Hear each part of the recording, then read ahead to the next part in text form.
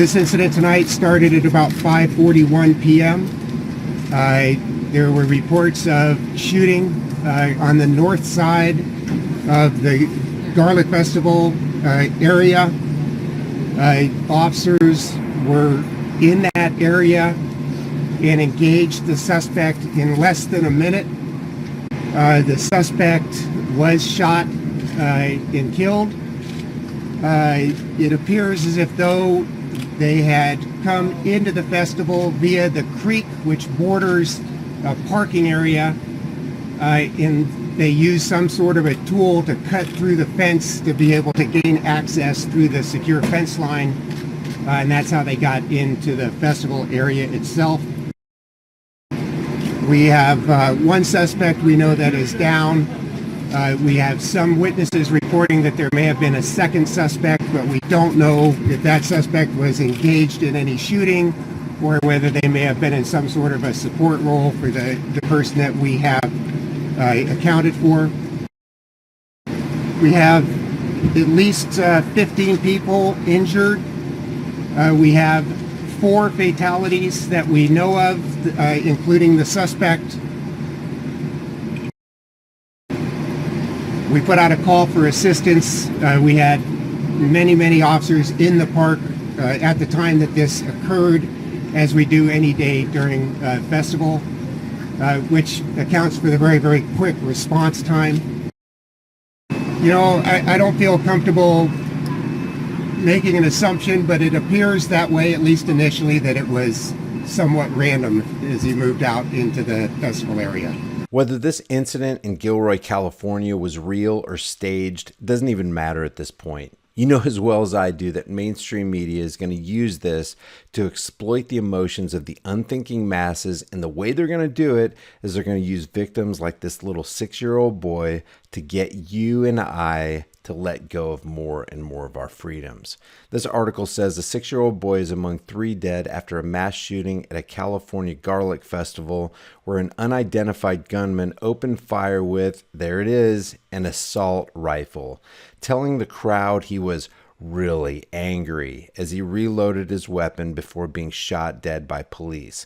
Stephen Romero was killed when a man described by witnesses as white, aged between 20 and 35 and wearing military fatigues, opened fire on the final day of the Gilroy Garlic Festival around 30 miles south of San Jose with a, there it is again, semi-automatic assault rifle around 6 p.m. local time on Sunday. The gunman, who is yet to be identified, was shot dead by police. Authorities, now get this, check this out, guys. Authorities believed he gained access to the festival, which was protected with metal detectors by using bolt cutters to get through a fence. You know what those metal detectors did? Those metal detectors ensured that everybody who was inside that festival who would have wanted to protect themselves and their loved ones and anybody in their zone of influence with a firearm couldn't get through so that they can protect themselves.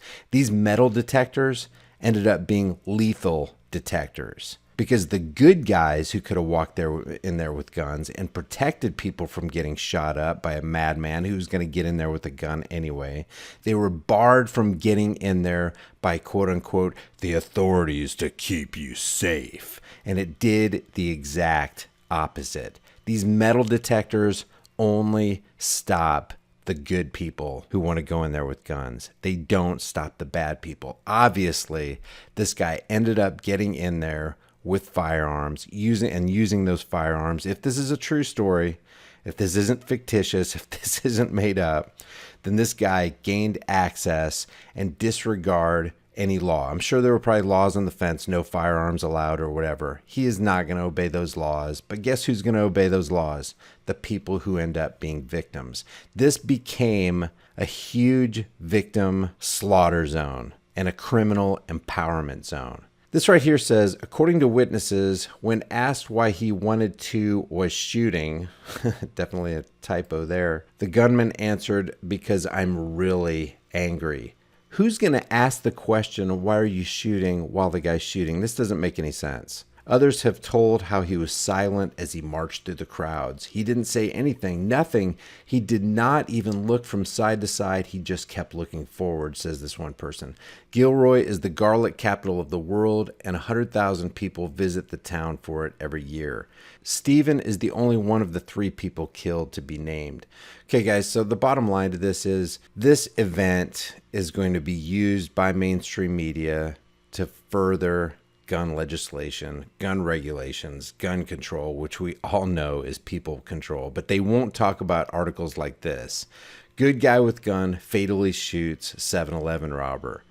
A pistol packing customer shot 2 robbers who tried to stick up a convenience store in Virginia, killing one suspect and seriously wounding another.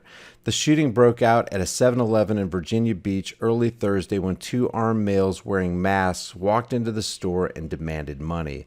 A man in the store with a legal gun then confronted and ultimately shot the suspects. What's a legal gun? Legal, that means you have permission by the state to carry a gun. It's absolutely insane that any adult would have to ask another adult for permission to protect himself, his loved ones, and anybody who might be in the store that he's in, or the park that he's in, or a garlic festival. And then this article from the New York Post says the quick-thinking hero was not identified by police and had not been charged in connection to the shooting as of Friday. So you have this article right here where a good guy with a gun stops basically 2 bad guys with a gun. And then you have this other story where a guy walks into a garlic festival, goes around the metal detectors, shoots a whole bunch of people, and now they're going to do 2 things. They're going to villainize the AR-15 assault rifle. And they're going to play on the emotions of the unthinking masses to get them to relinquish more of their rights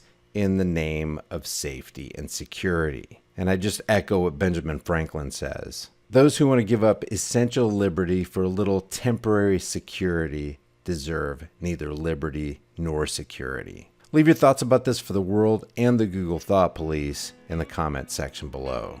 If you guys enjoy these videos, be sure to subscribe to the channel, hit the bell notification icon, give it a thumbs up, and share it with everybody you know. Also, check out over 100 hard-hitting designs in the shirt store, and if you want to support more content, hit me up on Patreon or PayPal. All those links will be in the description and in the pinned comment. I'll see you guys in the next heavily censored shadow ban video.